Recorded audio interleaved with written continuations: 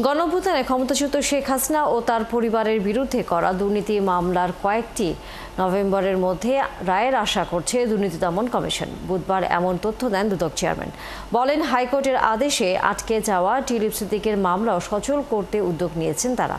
দুর্নীতি প্রতিরোধী সংস্থা টিআইবির সাথে 5 বছরের জন্য একটি সমঝোতা সই করেছে দুদক। রাশেদ আনিস জানাচ্ছেন বিস্তারিত। ক্ষমতাচ্যুত প্রধানমন্ত্রী শেখ হাসিনা, তার বোন শেখ রেহেনা ও পরিবারের অন্য সদস্যদের বিরুদ্ধে দুর্নীতি ও অনিয়মের অভিযোগে 21টি মামলা ও অভিযোগ নিয়ে কাজ করছে দুর্নীতি দমন কমিশন দুদক। এর মধ্যে 6টি মামলায় বিচার কাজ শুরু হয়েছে, 3টি মামলায় চলছে তদন্ত। এছাড়া দুর্নীতির আরও অন্তত 1 ডজন অভিযোগের অনুসন্ধান করছে দুদক। Maggie hot and spicy, plus taste of the nation, taste of the nation.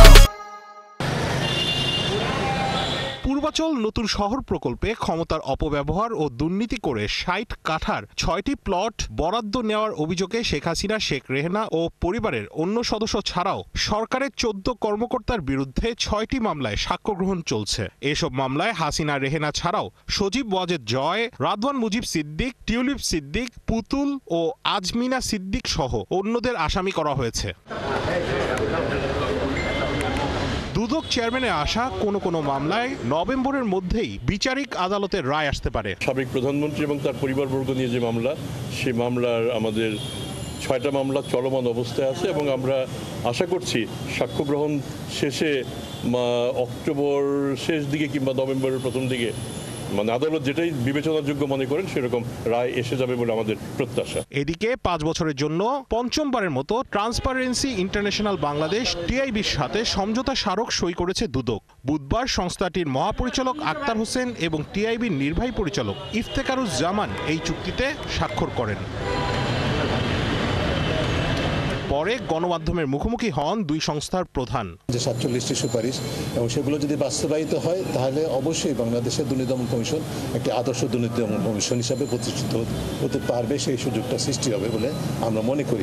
এটা নির্ভর করবে বাংলাদেশের রাজনৈতিক এবং আমলাতান্ত্রিক সংস্কৃতিতে ইতিবাচক পরিবর্তন হচ্ছে কিনা তার উপর নির্ভর করবে। আমরা যতই কাগজে কলমে আইনে এবং প্রাতিষ্ঠানিক সংস্কার করি না কেন, যতদিন পর্যন্ত এই দুইটা অঙ্গনে না হবে ততদিন পর্যন্ত আমাদের দুদক সংস্কার কমিশনের যে স্বপ্ন সেটা বাস্তবিত হবে, এটা প্রত্যাশা করাটা খুব কঠিন।